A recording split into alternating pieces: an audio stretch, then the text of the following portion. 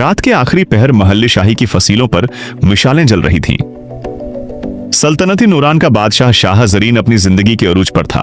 ताकत, दौलत, इज्जत सब कुछ उसके कदमों में था, मगर उसके दिल में एक अजीब सा खला था जिसे कोई जश्न, कोई फतह, कोई साज पुर न कर सका। इसी रात बादशाह ने भैंस बदलकर शहर का रुख किया। शहर की तंग गलियों में, जहां महल की रोशनी कभी नहीं पहुंचती, एक फकीरनी बैठी थी। उसका नाम रूही था। पुरानी चादर, नंगे पांव, मगर आंखों में ऐसा सुकून कि देखने वाला ठहर जाए। वो भैंक नहीं मांग रही थी, सिर्फ एक कोने में खामोश बैठी किसी बच्चे को लोरी सुना रही थी। बादशाह ठटक गया। ये कौन है जिसके पास कुछ नहीं मगर फिर भी मुतमईन है? उसने एक सिक्का आगे बढ़ाया। रूही ने सर उठाया, मुस्कुराई और धीरे से बोली, अगर दिल अमीर हो तो सिक्का बोझ बन जाता है। ये अल्फाज शाह जरीन के दिल में तीर की तरह पैवस्त हो गए। खामोश मुलाकातें अगले कई दिन बादशाह उसी गली में आने लगा। कभी सवाल करता, कभी खामोश बैठ जाता। रूही को मालूम न था कि सामने बैठा शख्स पूरे मुल्क का हुक्मरान है।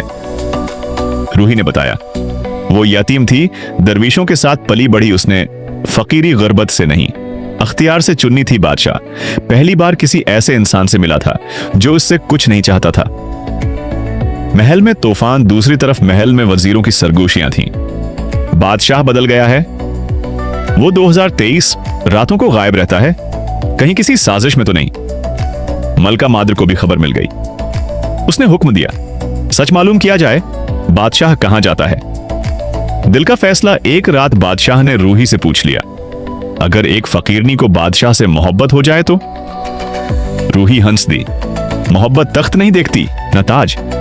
मगर बादशाह अगर फकीरनी से मोहब्बत करे तो उसे अपना गुरूर दफन करना पड़ता है। बादशाह की आंखें नम हो गईं। इसी लम्हे उसे यकीन हो गया था, ये औरत उसकी तकदीर। अगली रात शहर की वही गली गैर मामूली तौर पर खामोश थी। रूही हस्बे मामूल अपने कोने में बैठी थी, मगर आज उसका दिल बेचैन था। न जाने क्यों हुआ में खौफ सा तीर रहा था।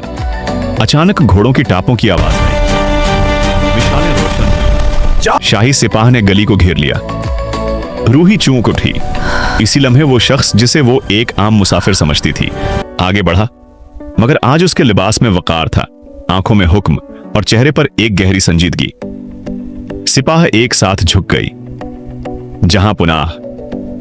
रूही के हाथ से चादर गिर गई। हकीकत का जलजला रूही ने कानपती आवाज में पूछा, आप कौन हैं? बादशाह ने आहिस्ता से कहा, मैं वही हूं जो रोज तुम्हारे पास आकर खामोश बैठता था, और हां, मैं ही उस सल्तनत का बादशाह हूं। रूही का दिल बैठ गया। उसे लगा जैसे जमीन उसके पांव तले से निकल गई हो। तो ये सब हमदर्दी थी, तमाशा था? बादशाह ने फौरन जवाब दिया, नहीं, ये वो वाहिद लम्हे थे जब मैं वाकई बादशाह नहीं था, सिर्फ इंसान था। रूही की आंखों में आंसू आ गए। मैं ताज से डरती हूं जरीन, वो सब कुछ छीन लेता है, सुकून, सच, आजादी। फैसला अगले दिन पूरा दरबार भरा हुआ था। वजीरों की नजरें नफरत से जल रही थीं। वजीर आजम ने बुलंद आवाज में कहा, एक फकीरनी ने बादशाह को जादू में जकड़ लिया है, यह रियासत के लिए खतरा है। मलका मादर ने सर्द लहजे में हुक्म दिया, उस औरत को शहर से निकाल दिया जाए या बादशाह अपने फराइज छोड़ दे। दरबार में खामोशी छा गई। बादशाह का ऐलान। बादशाह शाह जरीन खड़ा हुआ। उसकी आवाज गूंजी, मैंने फतूहात की, खून बहाया, मगर आज पहली बार दिल ने हुक्म दिया है, अगर रूही जुर्म है तो मैं भी मुजरिम हूं। वजीरों में खलबली मच गई। मैं तख्त छोड़ सकता हूं, मगर इस मोहब्बत को नहीं। मलका मादर साकत रह गई। किसी ने तसव्वुर भी न किया था कि बादशाह ऐसा फैसला करेगा। रूही की कुर्बानी। उसी लम्हे रूही आगे बढ़ी। नहीं जरीन, मोहब्बत खुद गरज नहीं होती। अगर मेरी वजह से सल्तनत हिल रही है तो मैं चली जाऊंगी। बादशाह ने उसका हाथ पकड़ लिया। नहीं, अब फैसला मेरा नहीं, हमारा है। अंधेरा बढ़ रहा है। दरबार में साजिशें जन्म ले चुकी थीं। सिपाह दो हिस्सों में बट रही थी। अवाम में अफवाहें फैलने लगी और रात की तारीकी में किसी ने खंजर तेज किया। खामोशी ऐसी तारी थी जैसे सांस भी आहिस्ता ली जा रही हो, मगर इसी खामोशी में एक साजिश पल रही थी। वजीर आजम अपने कमरे में चंद वफादार सिपाहियों के साथ खड़ा बोला, अगर बादशाह न रहा तो तख्त खुद ब खुद हमारा हो जाएगा। एक सिपाही ने खंजर निकाला। फैसला हो चुका था। इसी रात बादशाह शाह जरीन अपनी खुलूदगाह में बैठा रूही के बारे में सोच रहा था। दरवाजा आहिस्ता से खुला। एक साया लपका, खंजर सीधा दिल की तरफ। अचानक एक चीख गूंजी। नहीं! रूही ने खुद को बादशाह के सामने फेंक दिया। खंजर उसके कुंधे में पेवस्त हो गया। खून की लकीरें सफेद चादर को सरख करने लगी। बादशाह ने रूही को थाम लिया। ये तुमने क्या कर दिया? रूही ने दर्द में मुस्कुराकर कहा, मैंने कहा था ना, मोहब्बत खुद गरज नहीं होती।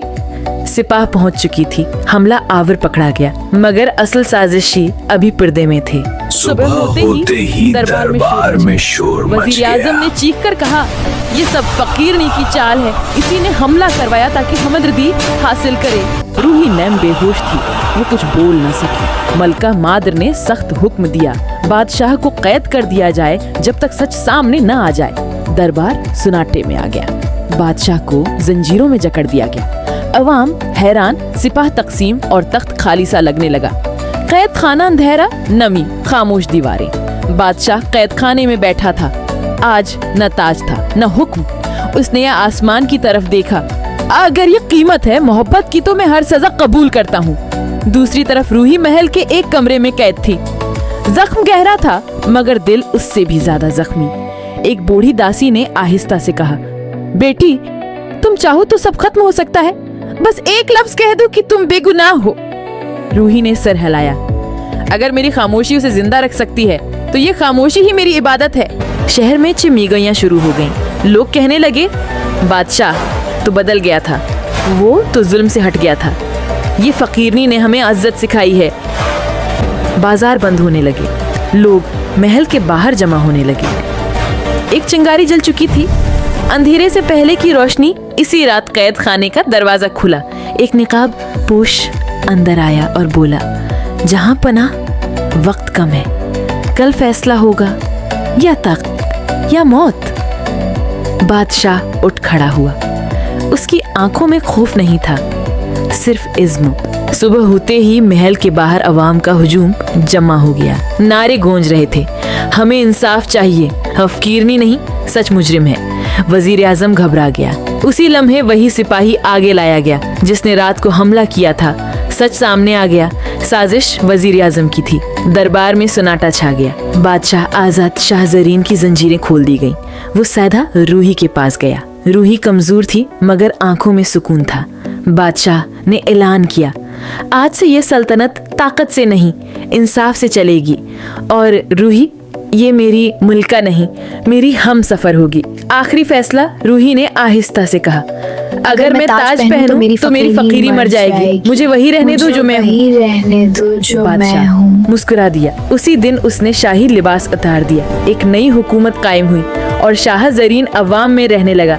अंजाम बादशाह और फकीरी न महल में रहे न गली में गुम हुए, बल्कि तारीख में एक मिसाल बन गए कि असल दौलत ताज नहीं, बल्कि वो दिल है जो मोहब्बत के सामने झुक